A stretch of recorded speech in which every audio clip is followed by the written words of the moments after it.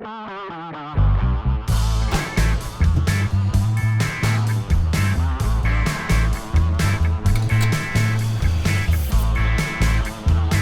everyone, welcome. We are here at Surf the Greats, the greatest surf shop in all of Toronto.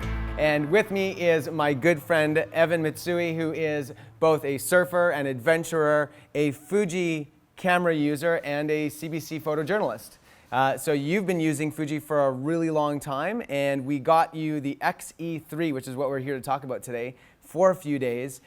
Before we launch into talking about this camera, I want to know your history with Fuji and why you started shooting Fuji and when that happened. Sure, yeah, I don't think I can remember anticipating or like being so anxious to get a camera like the X100. I've sort of been with Fuji since the beginning, and I loved that camera just for its size and simplicity. It was the perfect travel camera, and I was using like a big DSLR for work. And this was such a refreshing change of pace to be able to like put that down and not travel with a big camera anymore. So I've pretty much been with them since that camera. I've had like every permutation of the X100 up to the X100S, and then I upgraded to the XT1, which I still use now. Although I've been spending a lot of time lately with the GFX, which is its own big beast of a camera that I absolutely love. This must be like nothing in your hands compared to the GFX. Yeah. This is literally a pocket camera that I have been carrying around in the pocket of my jacket for the last few days, and I love it. I've said this in other videos as well, that you were the one that really won me over on Fuji, because we would go on trips together and I would grab your Fuji camera, your X-T1, and I'd be like, this is amazing. It's like somebody really thought about how to design a camera. And you were talking to me as well about that's one of the winning features for you with Fuji, is that it's all about, it's kind of like Apple in that way. It's all about how they design the cameras. So talk to me about the X-E3 and how the design fits for you, or what you thought about it. Sure, yeah, and so like going back to my time with the GFX, this is a marked difference. Like this is probably a third the weight and size of that camera.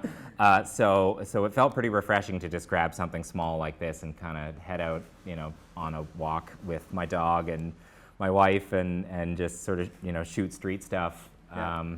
It's great for that kind of thing.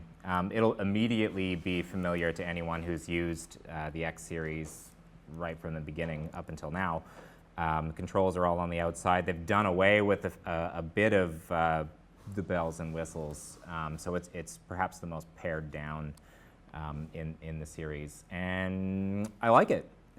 Yeah. You were saying that it's got all the features of the X Pro 2, but in a sort of a smaller. I don't know about all the features. I've been using the XT1 and the XT2, so I'm the most familiar with that sort of style body. I do really like the X Pro 2.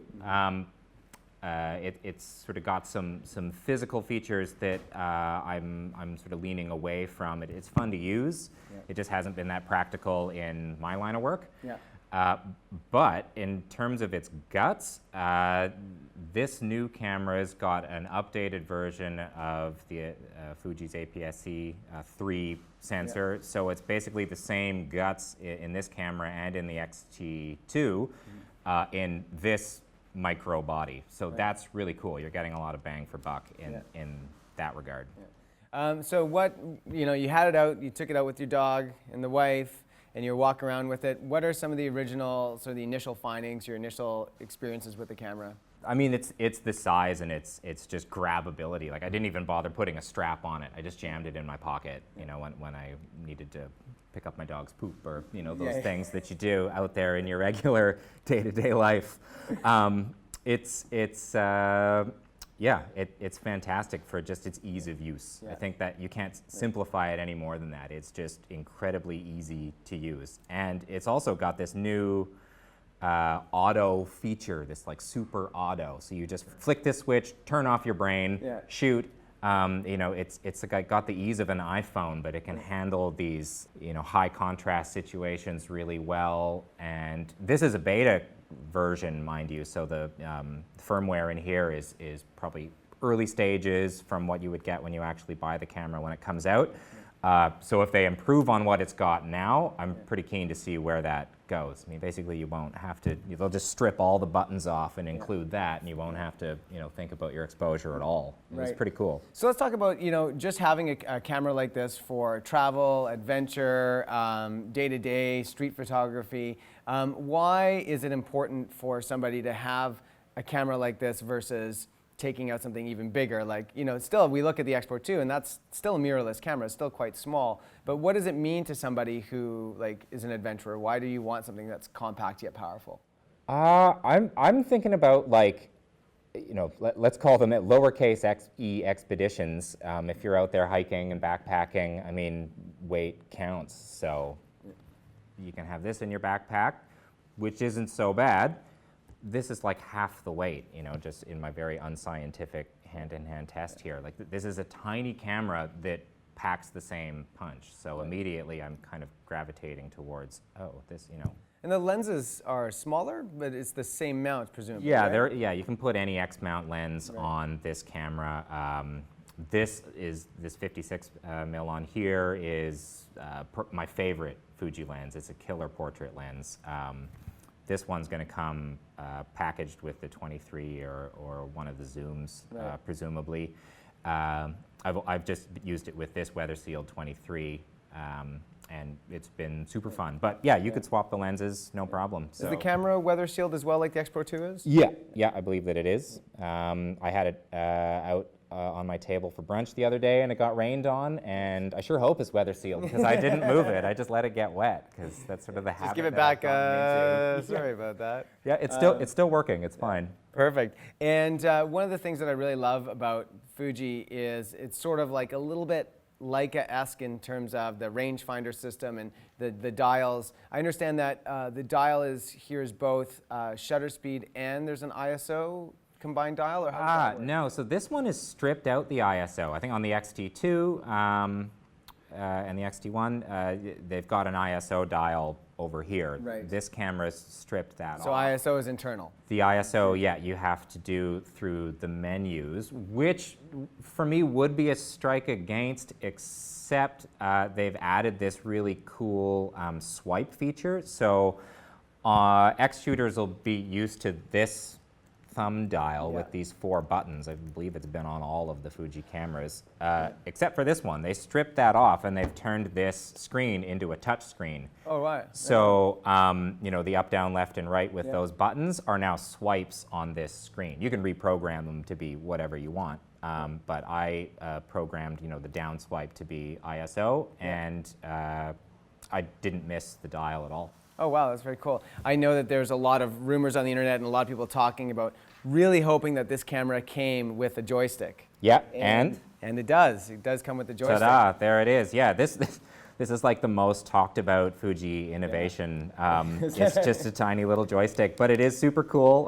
Functions as a button as well. And so when you go to a joystick system, do you find you're using the joystick a lot, or were you able to navigate with the swipes? I think the fact that I only can remember the fact that I had the down swipe to be ISO, that's probably telling. That's all I used it for. I used the joystick for everything else. I really like that tactileness of it.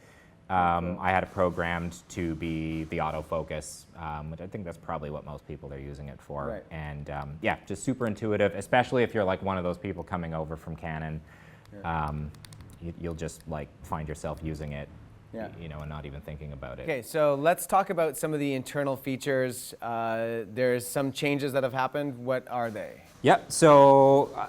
Like I said, I've been coming off of a bunch of time shooting with the GFX, which I absolutely love. And there's some parallels between this little guy and that big guy. Now, chief among them, I think, is the in-camera editing function. So for me, I almost see no point in shooting in anything but RAW anymore. When I was on the X100 and the XT1, which I still use a lot, so that's still in my camera bag. Part of what I found liberating about that was just shooting in JPEG, or putting it in like Acros mode and just, that's what I get. I get black and white and I'm stuck with that, and that's really cool and I like that. But this camera, like the latest versions of the XT2 and the GFX, now allows for in-camera editing. So you can shoot RAW I've been shooting uncompressed RAW on this guy, 6,000 pixels across the top, huge files. And then, maybe I want to turn that into a black and white. Maybe I want to apply a pro neg to that. You can do that. I think there's 15, the sort of standard 15 film filters that Fuji is putting out, Acros and and all those for black and white. Yeah, so it's interesting to see a carryover from even a camera like the GFX, which is amazing. They've really incorporated a lot of their technologies from all these different cameras. What are your experiences with Fuji and ISO and that? I think some people might be curious about that. It's grown a lot. Back to the X-T1, it wasn't so great, and it's just improved markedly, with every camera and every firmware update. This guy goes up to 51,000, I believe, 51,200. They can basically see in the dark now. So for most of the pictures I'm taking with this and the GFX and all the other Fujis, I'm applying grain or introducing it just because I really love that look. We've talked about how cameras are getting so good now, they're almost too good. Yeah. We're looking for ways of messing up the image. Exactly, yeah. So I feel like introducing some of that grain just sort of fits with the film filters. I'm a big fan of adding those film filters. And if you were a film photographer beforehand shooting with Fujifilm film stock, you used to Velvia, Provia, all that sort of stuff, they have that in here, and it really does a great job of actually matching that up. So you get that Fuji look, which is great. If you're looking to enter the market, to enter the Fuji game, this is a pretty good place to do it. I can't give you any reasons not to. And maybe one other thing to add, just about the physical features again.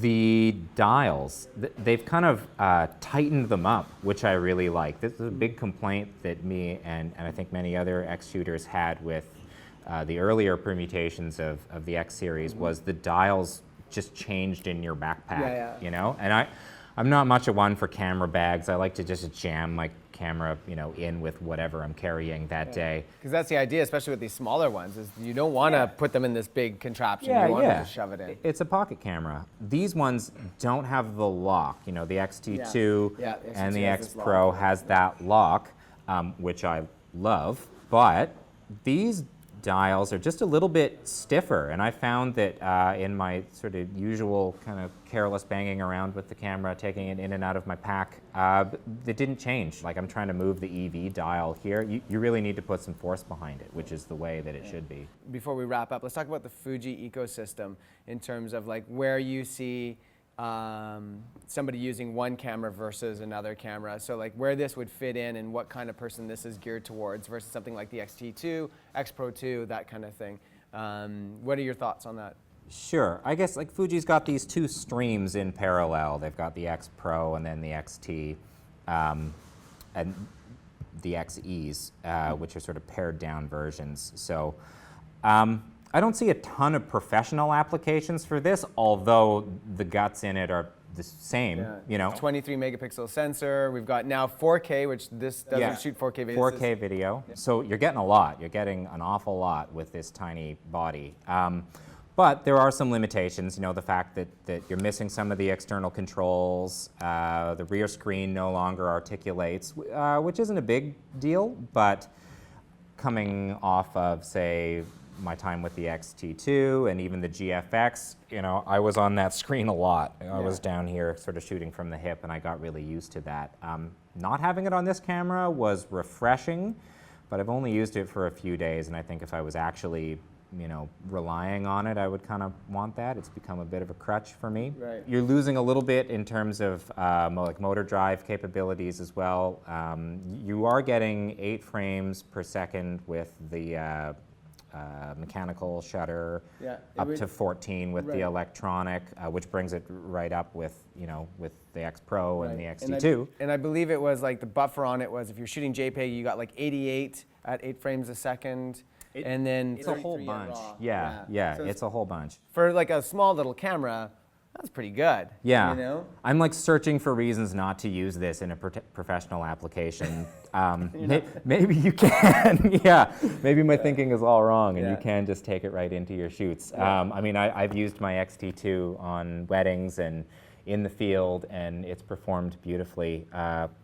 So maybe there's no reason you couldn't do that with this as well. But very, very cool. Well, I think a lot of people that are getting into Fujis and are going to be really excited about a camera like this, right? They're not willing to go up yet to get something a little bit bigger. This is a great entry point because it gives you so much of what those cameras have. Thanks so much, man, for taking the time to hang out with us. Yeah, dude. And thanks so much to Surf the Greats for hosting our conversation. Thank you for watching. As always, subscribe to our channel, like us on Facebook, the Twitter, the Instagram, all the things. And also, your dog's got an Instagram account.